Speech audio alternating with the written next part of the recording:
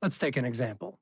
Prior to 2025, the taxpayer, let's call him Trader Joe, was aware that he could move the basis from his high-cost coins to his low-cost coins under the universal approach. Joe has two wallets, a Ledger wallet and a Trezor wallet.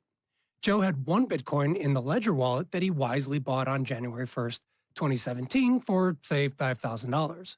Joe bought one Bitcoin on January 1st, 2022 for $50,000, which he put on his Trezor wallet. Joe sold one Bitcoin from the OG Ledger wallet on February 3rd, 2023 for $75,000.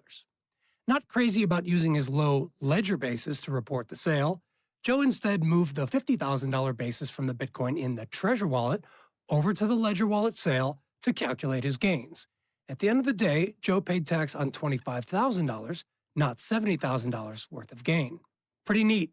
Here's the problem. When looking at his situation after the sale, Joe had 0 Bitcoin on his Ledger wallet, but there was still a $5,000 sticky note sitting around with no property to attach to. This is what some commentators refer to as orphaned basis, which isn't an official term but describes the concept pretty well. On the Trezor wallet, you have the opposite situation.